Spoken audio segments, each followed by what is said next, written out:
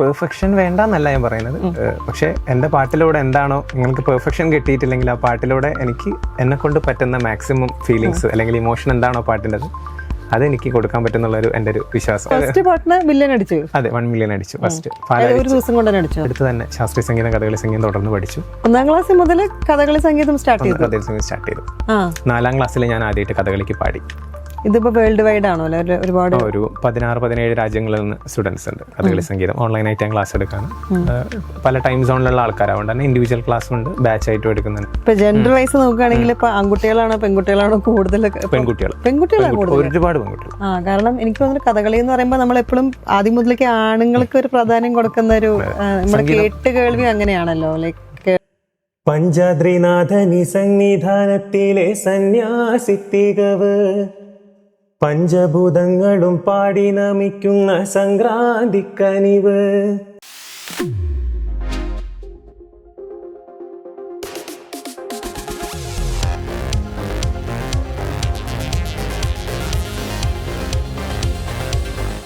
നമസ്കാരം. ഇന്നത്തെ നമ്മുടെ guest is not just a singer.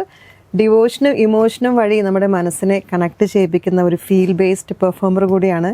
Kathakali സംഗീതം, Carnatic music, stage performer, singer എല്ലാം കൂടി ബാലൻസ് ചെയ്തൊരു മൾട്ടി ടാലന്റഡ് ആർട്ടിസ്റ്റ് ആണ് നമുക്ക് ഇന്നിവിടെ ഗസ്റ്റ് ആയിട്ട് എത്തിയിരിക്കുന്നത് Ashwanth Padmanabhan. Welcome to the show. എന്തൊക്കെയുണ്ട് പുതിയ വിശേഷങ്ങൾ? സുഖം തന്നെ. അശ്വന്തിന് വീട്ടിൽ വിളിക്കണത് ശ്രീകുട്ടൻ. എനിക്ക് പെട്ടെന്ന് അശ്വന്ത് ഇങ്ങനെ ആ മൈൻഡ് വായിൽ ആ പേരിങ്ങനെ വരുന്നില്ല. ഇപ്പം ഞാൻ ഇൻസ്റ്റാ പ്രൊഫൈൽ ബയോ കണ്ടപ്പോഴേ അതിൽ ഒരു ലൈന് ഞാൻ ശ്രദ്ധിക്കേണ്ടായി. I'm not a perfect singer, a guy who sings from his soul. അപ്പം പെർഫെക്ഷൻ വേണ്ടാന്നാണോ, അല്ലെങ്കിൽ എന്താ പറയാ, ഇമോഷൻസിനാണോ അതല്ലെങ്കിൽ ആ ഫീലിങ്സിനാണോ കൂടുതൽ ഇമ്പോർട്ടൻസ്? പെർഫെക്ഷൻ വേണ്ടെന്നല്ല ഞാൻ പറയുന്നത്. പക്ഷെ എൻ്റെ പാട്ടിലൂടെ എന്താണോ നിങ്ങൾക്ക് പെർഫെക്ഷൻ കിട്ടിയിട്ടില്ലെങ്കിൽ ആ പാട്ടിലൂടെ എനിക്ക് എന്നെ കൊണ്ട് പറ്റുന്ന മാക്സിമം ഫീലിങ്സ് അല്ലെങ്കിൽ ഇമോഷൻ എന്താണോ പാട്ടിൻ്റെ അതെനിക്ക് കൊടുക്കാൻ പറ്റുന്നുള്ളൊരു എൻ്റെ ഒരു വിശ്വാസം. അത് എനിക്ക് തോന്നുന്നത് അത് ഓൾറെഡി പ്രൂവ് ചെയ്ത് കഴിഞ്ഞിരിക്കണം ഇൻസ്റ്റാഗ്രാം ഡിവോഷൻ സോങ്സ് വഴി അല്ലെ. ഏറ്റവും കൂടുതൽ അപ്രിസിയേഷൻ കിട്ടിയിരിക്കുന്നത് ഡിവോഷൻ സോങ്സിലാണ് ഇൻസ്റ്റയിൽ. എങ്ങനെയായിരുന്നു അതിന്റെ ഒരു സ്റ്റാർട്ട്, ഇങ്ങനെ തുടക്കം എങ്ങനെയായിരുന്നു? ആ ഒരു സ്റ്റാർട്ട് ആക്ച്വലി ഞാൻ 7 വർഷത്തോളമായി ഇൻസ്റ്റാഗ്രാമിൽ പാട്ടിടാൻ തുടങ്ങിയിട്ട്. ഇപ്പൊ ഇതുവരെ വെച്ച് നോക്കുമ്പോൾ ആദ്യം ഞാൻ സിനിമാ പാട്ട് വെച്ചിട്ടാണ് സ്റ്റാർട്ട് ചെയ്തത്. സാധാ പോലെ തന്നെ നമ്മൾ സിനിമാ പാട്ടുകളെല്ലാം ഇടാറുണ്ട്, ആൾക്കാർ കേൾക്കാറുണ്ട്. പക്ഷെ നമ്മൾ ഉദ്ദേശിച്ച രീതിയിലേക്കുള്ള റീച്ചിലേക്കൊന്നും എത്താറില്ല. അപ്പോൾ ഇങ്ങനെ എൻ്റെ ഫ്രണ്ട്സ് തന്നെ എന്നോട് ചോദിക്കും, എടാ നീ എന്തെങ്കിലും വെറൈറ്റി ഒക്കെ ട്രൈ ചെയ്ത് നോക്കിയേ, കാരണം ആൾക്കാർ ഒന്നും കൂടെ നിന്നെ ശ്രദ്ധിക്കേണ്ട, നീ കുറച്ചുകൂടെ ആൾക്കാർ നിന്റെ പാട്ട് കേൾക്കണം എന്ന് ഞങ്ങൾക്കും ആഗ്രഹം ഉണ്ടെന്നൊക്കെ അവരിങ്ങനെ പറയും. അപ്പോൾ എനിക്കും ഇങ്ങനെ വിഷമം തോന്നും. അങ്ങനെ ഇരിക്കെ ഇപ്പോൾ കഴിഞ്ഞ മണ്ഡലകാലത്ത് നമ്മുടെ മണ്ഡലകാലത്ത് ഞാൻ MG സാറുടെ പാലാഴിച്ചേലോടെ പായും പമ്പ എന്ന് പറഞ്ഞ അയ്യപ്പ ഭക്തിഗാനം പാടിയോ. അത് ഒരുപാട് പേര് കേട്ടു. തീരെ പ്രതീക്ഷിച്ചില്ല, കാരണം ഇത്രയും പേര് പാട്ട് കേൾക്കുന്നുള്ളത്. അതിന് ഒരുപാട് പേരുടെ ഫീഡ്ബാക്ക് കിട്ടി. അവർക്ക് വീണ്ടും ഡിവോഷണൽ സോങ് കേൾക്കണം എന്നുള്ള ആഗ്രഹം ഉണ്ടെന്നുള്ള രീതിയിൽ അവർ പല പാട്ടുകൾ അവർ റിക്വസ്റ്റ് ചെയ്യാൻ തുടങ്ങി, ഓരോരുത്തരായിട്ട് ചാറ്റിൽ വന്നിട്ട്. അപ്പം അവർക്ക് നമ്മളെ പാട്ട് കേൾക്കാൻ എത്ര പേരുണ്ടല്ലോ, ഞാൻ അങ്ങനെ കുറച്ച് ഡിവോഷണൽ പ്ലസ് സിനിമാ പാട്ടുകൾ മിക്സ് ആയിട്ടാണ് ചെയ്യുന്നത്. 2 ഡിവോഷണൽ പാടാണെങ്കിൽ ഒരു സിനിമാ പാട്ട് പാടും, ആ ഒരു പാറ്റേണിലാണ് പോകുന്നത്. അപ്പൊ അവര് പാട്ട് കേൾക്കാൻ തുടങ്ങി, ഒരുപാട് നല്ല അഭിപ്രായങ്ങൾ. അപ്പൊ നമുക്ക് ഫസ്റ്റ് പാട്ടിന് മില്യൺ അടിച്ചു. അതെ, 1 മില്യൺ അടിച്ചു ഫസ്റ്റ്. ഒരു ദിവസം കൊണ്ട് തന്നെ അടിച്ചോ? 2-3 ദിവസത്തിനുള്ളിൽ അടിച്ചു. അപ്പൊ അത് കഴിഞ്ഞപ്പോഴേക്ക് റിക്വസ്റ്റുകൾ ഇങ്ങനെ വന്നു തുടങ്ങി. ഭക്തിഗാനങ്ങൾ, അയ്യപ്പ ഭക്തിഗാനങ്ങളായിരുന്നു ആദ്യം കുറെ ചോദിച്ചത്. പിന്നെ നമ്മുടെ ഗുരുവായൂർ ഉത്സവം തുടങ്ങിയ സമയത്ത് ശ്രീകൃഷ്ണ ഭക്തിഗാനങ്ങൾ പാടാൻ ചോദിച്ചു വന്നു. അങ്ങനെ അത് പാടി തുടങ്ങി. പിന്നെ ശിവരാത്രി വന്നപ്പോൾ ശിവന്റെ പാട്ടുകൾ ഒന്ന് പാടിയിടാവോ ചേട്ടാന്ന് ചോദിച്ചു. പിന്നെ ആൾക്കാർ മീൻസ് ഭക്തിഗാനങ്ങൾ അവർ തന്നെ ഷെയർ ചെയ്തൊക്കെ തുടങ്ങിയപ്പോൾ നമുക്ക് ഫസ്റ്റ് ഭക്തിഗാനത്തിന്റെ ഒരു 4 വരി ഒന്ന്. ഓക്കെ. പഞ്ചാദ്രിനാഥനി സംവിധാനത്തിലെ സന്യാസിത്തികവ് പഞ്ചഭൂതങ്ങളും പാടി നമിക്കുന്ന സംക്രാന്തിക്കനിവ് ചന്ദനപ്പൂനില പട്ടുപുതയ്ക്കുന്ന വേദാന്തത്തിടമ്പ് നൊന്തു വിളിക്കുമ്പോൾ അന്തികത്തെത്തുന്ന കൽപ്പാന്തക്കുളിര് ഹരിഹരസുധനടിയനെ ഇനി സാന്ത്വനത്തേനോട്ട് ആലാസ്യനാഥന്റെ പൊന്നുണ്ണിയായ എന്റെ സംഗീത പൊരുള് അയ്യപ്പൻ സായുജ്യപ്പടവ് പാലാഴിച്ചേലൂടെ പായും പമ്പേ നിന്നെ പോണൂലായി പൊന്നയ്യൻ ചാത്തുന്നുണ്ടേ. ഇതങ്ങട് ജനങ്ങളെ ഏറ്റവും ഒരു ഈ പാട്ടൊക്കെ പാടുമ്പോൾ വല്ലാത്തൊരു ടെമ്പിൾ ഫീലും കൂടെയാണല്ലേ. അപ്പൊ ഈ ഫീൽ എങ്ങനെയാ നാച്ചുറൽ ആയിട്ട് വരാണോ അതോ ഇങ്ങനെ ഇതിൽ കോൺഷ്യസ് ആയിട്ട് കൊണ്ടുവരുന്നതാണോ? ഇല്ല, പാടുന്ന സമയത്ത് നമ്മള് ആ വരികളെ അർത്ഥം എങ്ങനെയാണ് നമ്മൾ മനസ്സിലത് ഉൾക്കൊണ്ടിട്ട് നമ്മൾ പ്രാർത്ഥിക്കുന്ന സമയത്ത് നമ്മുടെ ഉള്ളിൽ എന്തൊക്കെയാണോ തോന്നുന്നത് ആ രീതിയിൽ അങ്ങോട്ട് പാടിയിടുക, അത്രേ ഉള്ളൂ. സാധാരണ ഇൻസ്റ്റാഗ്രാമിലൊക്കെ റീൽസ് ഒക്കെ വരുമ്പോഴേ എന്തെങ്കിലും ഒരു ബാക്ക്ഗ്രൗണ്ടിലൊരു എസ്തെറ്റിക് വൈബ്സോ അല്ലെങ്കിൽ എന്തെങ്കിലുമൊക്കെ ഉണ്ടാവില്ല. ഇത് അശ്വന്തന്റെ പാട്ടിന്റെ മെയിൻ ഹൈലൈറ്റ് തന്നെ ആ ഫീലാണ് തോന്നുന്നു ആൾക്കാർക്ക് കണക്ട് ചെയ്യാൻ വേണ്ടിയിട്ട്. പിന്നെ ദൈവത്തിന്റെ ഫോട്ടോ ഞാൻ ബാക്ക്ഗ്രൗണ്ടിൽ ജസ്റ്റ് ഇങ്ങനെ കാണിക്കും. അതെ, ജസ്റ്റ് മുകളിലും താഴെയായിട്ട് ബാക്ക്ഗ്രൗണ്ടിൽ കാണിക്കും. അത് മാത്രമേ ഉള്ളൂ, വേറെ ഞാൻ ഇങ്ങനത്തെ വീഡിയോസ് ഇത്രയും റീച്ച് വരാന്ന് പറഞ്ഞാൽ ഭയങ്കര ഒരു ബ്ലെസ്ഡ് ആണ് സത്യം പറഞ്ഞത്. കാരണം ആ പാട്ടാണ് അതിൽ ഹൈലൈറ്റ് ചെയ്ത് നിൽക്കണം, പാട്ടും ആ ഒരു ഫീലും. പാട്ട് ഏത് വയസ്സ് മുതൽക്കാണ് പഠിച്ചു തുടങ്ങിയത്? ഞാൻ 1ാം ക്ലാസ് തൊട്ടേ പാട്ട് പഠിക്കുന്നുണ്ട്. ആരാണ് 1ാം ക്ലാസ്സില് വീട്ടില് പാട്ട് പാടുന്നത്? അമ്മാച്ചൻ ഗാനമേളക്കൊക്കെ പാടാറുണ്ടായിരുന്നു. അമ്മ പറഞ്ഞു കേട്ടിട്ടുണ്ട്, ഞാൻ കണ്ടിട്ടില്ല അമ്മാച്ചനെ. അപ്പൊ അമ്മ പറയുന്നത് അമ്മാച്ചനൊക്കെ ഗാനമേളക്ക് പാടുന്ന അമ്മയുടെ അച്ഛൻ. പിന്നെ അമ്മയ്ക്ക് പാട്ടുണ്ട്, അമ്മ ട്രെയിൻഡ് അല്ല, പക്ഷെ അമ്മ പാട്ട് പാടും കുഴപ്പമില്ലാതെ, ശ്രുതിയിലൊക്കെ ആയിട്ട് അമ്മ പാട്ട് പാടും. പിന്നെ മേ ബി അതായിരിക്കാം എന്നിലേക്ക് വന്നത്.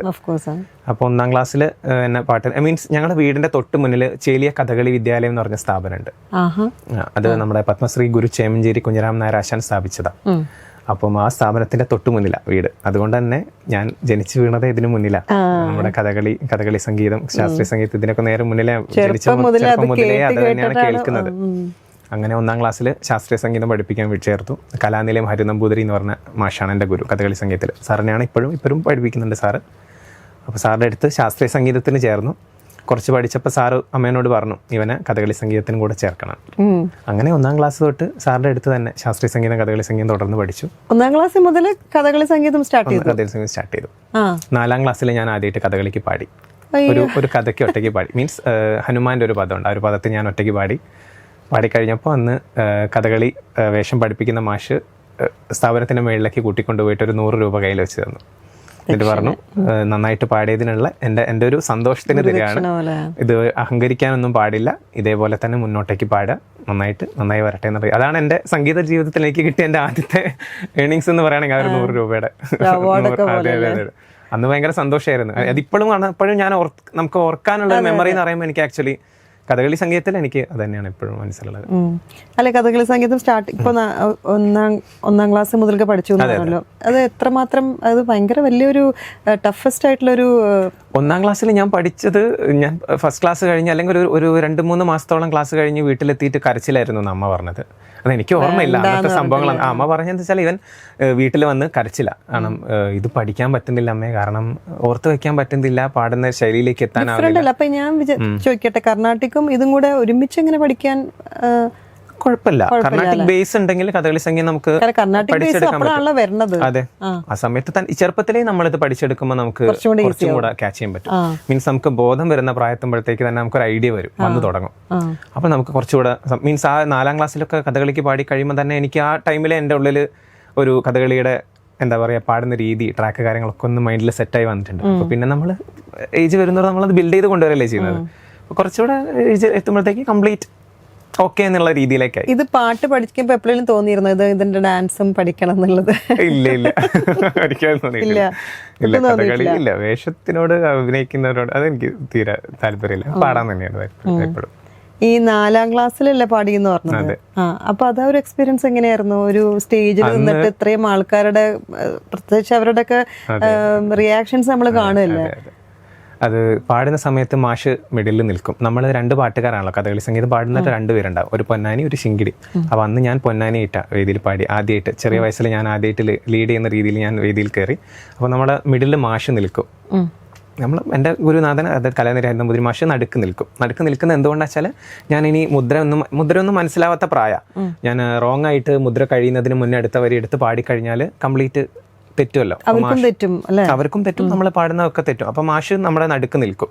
അത് മാഷ് ബാക്ക്ഗ്രൗണ്ടിൽ നിന്ന് ഒന്ന് മൂളും, ഞാൻ പാടുന്നതിന് കൂടെ മാഷ് മൂടും. മാഷിക്ക് മൈക്ക് ഉണ്ടാവില്ല എന്നുള്ളൂ, എനിക്ക് മാത്രമേ മൈക്ക് ഉണ്ടാവുള്ളൂ.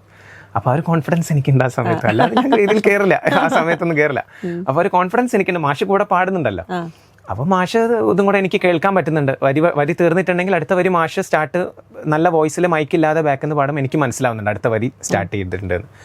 ഞാൻ ആ കോൺഫിഡൻസിൽ നമ്മൾ മൈക്കിൽ ധൈര്യത്തോടെ തന്നെ പാടി അത് ഭംഗിയായിട്ട് ആ ഒരു കഥകളി പദം ഒരു കോൺഫിഡൻസ് ആയില്ലേ തന്നെ നമ്മൾ ആദ്യമായിട്ടൊരു പദം പാടുമ്പോൾ നമുക്കുള്ള ഒരു കോൺഫിഡൻസ് വരുമല്ലോ. അതെ. പിന്നെ അത് കഴിഞ്ഞിട്ട് പിന്നെ എത്രാമത്തെ വയസ്സിലാണ് പിന്നെ അടുത്ത സ്റ്റേജ്? കണ്ടിന്യൂ പിന്നെ ഓർമ്മയില്ല എനിക്ക്. പിന്നെ റെഗുലർ ആയിട്ട് പാടാൻ തന്നെ തുടങ്ങി. നമ്മുടെ സ്ഥാപനത്തിൽ പ്രോഗ്രാം ഉണ്ടാകുമ്പോൾ എപ്പോഴും ചെറിയ ചെറിയ പദങ്ങളൊക്കെ പാടാൻ തുടങ്ങി ബിറ്റ്വീൻ. കാരണം ഒരു കംപ്ലീറ്റ് കഥ പാടാനൊന്നും ആ പ്രായത്തിൽ നമുക്ക് പറ്റില്ല. അപ്പം തൃശ്ശൂരിൽ നിന്നൊക്കെ പാടാൻ വേണ്ടി ആൾക്കാരെ കൊണ്ടുവരുമ്പോൾ ബിറ്റ്വീൻ എന്നെ പഠിപ്പിച്ച പദങ്ങളൊക്കെ അതിനകത്ത് ഉണ്ടാവും. അത് പാടാൻ വേണ്ടി മാത്രം എന്നെ വേദിയിലേക്ക് കയറ്റും. കംപ്ലീറ്റ് ആയിട്ട് ഒരു പദം പാടിയത് എപ്പോഴാണ്? കംപ്ലീറ്റ് അത് എപ്പോഴാണെന്ന് എനിക്ക് ഓർമ്മയില്ല. പക്ഷെ ഞാൻ എപ്പോഴും പാടിക്കൊണ്ടിരിക്കുന്നുണ്ട്. നമ്മൾ കഥ കുറേ കഥകൾ പഠിക്കല്ലോ. ഇപ്പോൾ 16-17 വർഷം എന്ന് പറയുമ്പോൾ നമ്മൾ എല്ലാ കഥകളും ഒന്നുമല്ല, ഓൾമോസ്റ്റ് വേദിയിൽ അവതരിപ്പിക്കുന്ന കഥകളൊക്കെ നമ്മൾ പഠിച്ചു പോകും ആ ഒരു ടൈമിൽ. അതൊക്കെ പാടി തുടങ്ങി, പാടി പ്രാക്ടീസായി പിന്നെ താനെ പാടാൻ തന്നെ രീതിയിൽ. ഇപ്പം more than 15 years ആണ് കഥകളി എക്സ്പീരിയൻസ് ആണ്. ഇപ്പൊ പഠിപ്പിച്ചു കൊടുക്കുന്നത്. ആ ഒരു എക്സ്പീരിയൻസ് എങ്ങനെയാണ്? നമുക്കറിയുന്ന നമ്മുടെ അറിവ് മറ്റുള്ളവർക്ക് പറഞ്ഞു കൊടുക്കുമ്പോൾ നമുക്ക് സന്തോഷമാണ്. അവരും അതേപോലെ തന്നെ കഥകളി എന്താന്ന് ഇഷ്ടമുള്ള ആൾക്കാരാണ്. കഥകളി സംഗീതം പഠിക്കാൻ അത്രയും ആഗ്രഹമുള്ള ആൾക്കാർ നമ്മളെടുത്ത് വരുമ്പോൾ നമുക്കും പറഞ്ഞു കൊടുക്കാൻ സന്തോഷമല്ലേ. ഇതിപ്പോ വേൾഡ് വൈഡ് ആണോ? ഒരുപാട് ഒരു 16-17 രാജ്യങ്ങളിൽ നിന്ന് സ്റ്റുഡൻസ് ഉണ്ട് കഥകളി സംഗീതം ഓൺലൈനായിട്ട് ഞാൻ ക്ലാസ് എടുക്കാണ്. പല ടൈം സോണിലുള്ള ആൾക്കാർ, അതുകൊണ്ട് തന്നെ ഇൻഡിവിജ്വൽ ക്ലാസ്സും ഉണ്ട്, ബാച്ച് ആയിട്ടും എടുക്കുന്നുണ്ട്. ബാച്ച് നമ്മൾ കേരളത്തിലുള്ളവർക്കോ അല്ലെങ്കിൽ ഇന്ത്യയിലുള്ളവർക്കൊക്കെ ഒരു ടൈം സോണിൽ തന്നെയാണല്ലോ വരുന്നത്. അതുകൊണ്ട് തന്നെ ബാച്ച് ഒക്കെ അങ്ങനെ. അപ്പോൾ ഏജ് കാറ്റഗറി ഒക്കെ ഏത് പ്രായം മുതൽ? ഏജ് കാറ്റഗറി സ്റ്റാർട്ടിങ് മാത്രമേ ഞാനൊരു ടൈം മീൻസ് ഒരു ഏജ് വെക്കുന്നുള്ളൂ. ലിമിറ്റ് മീൻസ് ഒരു ഇത്ര ഏജ് ഉള്ളവർക്ക് മാത്രമേ ഇത് ചേർന്നിട്ട് കാര്യമുള്ളൂ. ഇപ്പം ചെറിയ 4 വയസ്സുള്ള 5 വയസ്സുള്ള കുട്ടികളൊക്കെ മക്കളെയൊക്കെ വന്ന് ചേർത്താൽ അവർക്കത് ബുദ്ധിമുട്ടായിരിക്കും പഠിച്ചെടുക്കാൻ വേണ്ടിയിട്ട്. അപ്പം ഞാൻ അതൊരു 8 അല്ലെങ്കിൽ 9 വയസ്സ് ഉള്ള കുട്ടി ആണെങ്കിൽ അവിടെ തൊട്ട് നമ്മൾ പഠിപ്പിച്ചെടുക്കും. ഏജ് മേളിലേക്ക് ഞാൻ അങ്ങനെ ലിമിറ്റ് വെക്കാറൊന്നുമില്ല. ഇപ്പൊ ജെൻഡർ വൈസ് നോക്കുകയാണെങ്കിൽ ഇപ്പൊ ആൺകുട്ടികളാണോ പെൺകുട്ടികളാണോ കൂടുതൽ? പെൺകുട്ടികളാണ് ഒരുപാട് പെൺകുട്ടികൾ. കാരണം എനിക്ക് തോന്നുന്നു കഥകളി എന്ന് പറയുമ്പോൾ നമ്മൾ എപ്പോഴും ആദ്യം മുതലേക്ക് ആണുങ്ങൾക്ക് ഒരു പ്രാധാന്യം കൊടുക്കുന്ന ഒരു നമ്മുടെ കേട്ട് കേൾവി അങ്ങനെയാണല്ലോ. ലൈക്ക് അപ്പൊ ഇപ്പൊ പെൺകുട്ടികൾ കൂടുതൽ, അത് ഭയങ്കര വലിയൊരു മാറ്റമായിട്ടല്ലേ കാണുന്നത്? 90% പെൺകുട്ടികളാണ് പഠിക്കുന്നത്. അത് ഇതിനെ സംബന്ധിച്ച് വലിയൊരു മാറ്റമല്ലേ? നേരത്തെ ലേഡീസ് കുറവല്ലായിരുന്നു പാടാൻ വേണ്ടിയിട്ട്.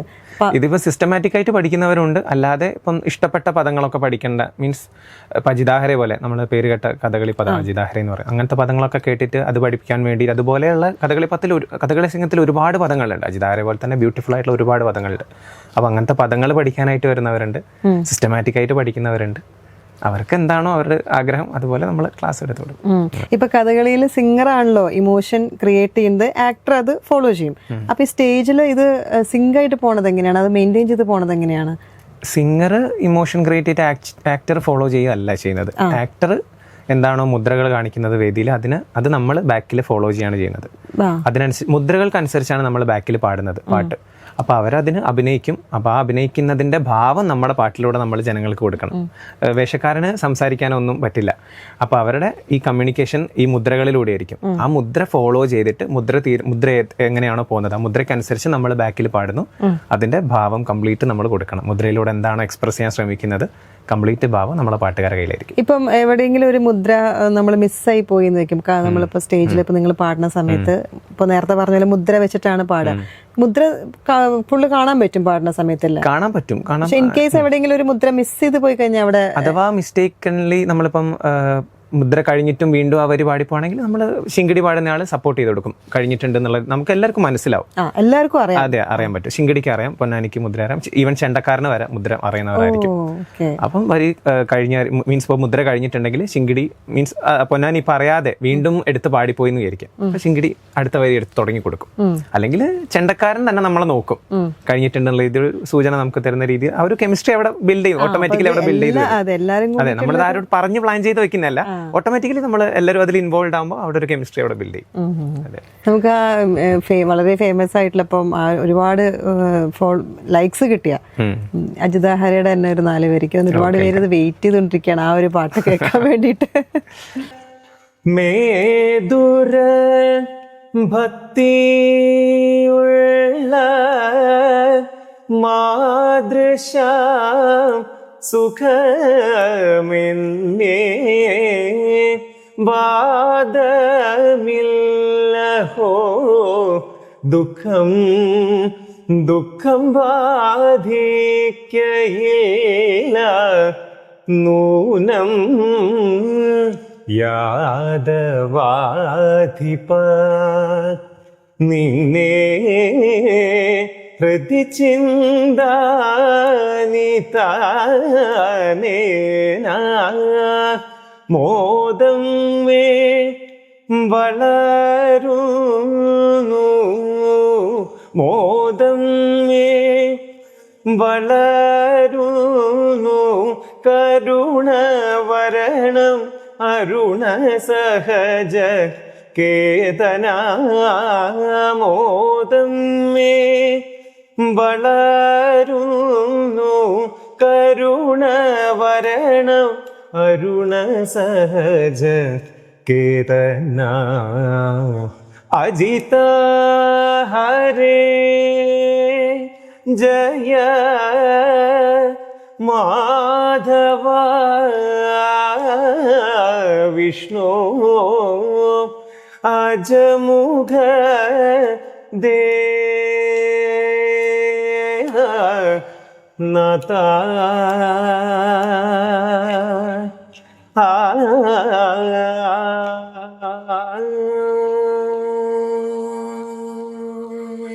ശരിക്കും പറഞ്ഞൊരു കഥകളി കണ്ട ഫീലാട്ടോ അത്. അത് തന്നെ അവര് മീൻസ് തെറ്റായിട്ടാണ് പലരും കറക്റ്റ് ചെയ്തൊക്കെ ആയിട്ട് കണ്ടത്. അപ്പൊ ഞാൻ പിന്നെ ഗൂഗിളിലൊക്കെ നോക്കിയപ്പോൾ മനസ്സിലായത് ഗൂഗിളിൽ തന്നെ അജിതാഹരയുടെ ലിറിക്സ് റോങ് ആയിട്ടാണുള്ളത്. അജിതാഹരെ ജയ മാധവ വിഷ്ണു എന്നാണ്. മുരിങ്ങൂർ ശങ്കരൻ പൂറ്റിയുടെ കുചേലവൃത്തം കഥകളിയിലെ ഭാഗമാണ് അജിതാഹരെ. അപ്പൊ അജിതാഹരെ ജയ മാധവ വിഷ്ണു, അതിന് പകരം ഗൂഗിളിലുള്ളത് വിഷ്ണു എന്നാണ്. വിഷ്ണു പ്രത്യേകിച്ച് കുറച്ച് പ്രായമുള്ളവരൊക്കെ ഇങ്ങനെ പാട്ട് ഒരുപാട് പേര്, നമുക്ക് ഭയങ്കര സന്തോഷം തോന്നും. കാരണം എനിക്ക് ഞാൻ ആ പേരെടുത്ത് പറയുന്നില്ല, ചില അമ്മമാരെന്നെ വിളിക്കാറുണ്ട്. അവർ അജിതാഹരെ രാവിലെ എഴുന്നേൽക്കുമ്പോഴും രാത്രി കിടക്കുമ്പോഴൊക്കെ അജിതാഹരെ കേട്ടിട്ടാണ് ഉറങ്ങാറ്. അപ്പോൾ അത് വളരെ മോൻ്റെ ഈ പാട്ട് കേൾക്കുമ്പോൾ എന്തോ മനസ്സിന് കുറേ സന്തോഷം കിട്ടുന്നു, സമാധാനം വരുന്നു. അപ്പോൾ മോനെ ഒന്ന് കാണേണ്ടിയിരുന്നു എന്നൊക്കെ പറഞ്ഞ് ഓരോ അമ്മമാരൊക്കെ വന്ന് നമ്മളെ വിളിക്കുമ്പോൾ നമുക്കത് ശരിക്കും ഭയങ്കര വിഷമം തോന്നും. അതങ്ങനെ ഷോർട്ട് ഫിലിം ഫെസ്റ്റിവലിന് അയച്ചു കൊടുത്തു. അത് പിന്നീട് ഷോർട്ട് ഫിലിം ഫെസ്റ്റിവലിൽ ബെസ്റ്റ് BGMത്തിനുള്ള ബാക്ക്ഗ്രൗണ്ട് മ്യൂസിക് എന്നുള്ള രീതിയിൽ കഥകളിപ്പാത്തിനുള്ള ഒരു അവാർഡ് കിട്ടി. ആ ഡോക്യുമെൻ്ററിക്കും അവാർഡ് കിട്ടി. അവന് ബെസ്റ്റ് ഡോക്യുമെൻ്ററി എന്നുള്ള രീതിയിൽ കഥകളി ചെയ്ത പ്രൊജക്റ്റിന് അവാർഡ് കിട്ടി. വിജയത്തിന് international award, international short film festival, അതെ ഇന്റർനാഷണൽ അവാർഡ്.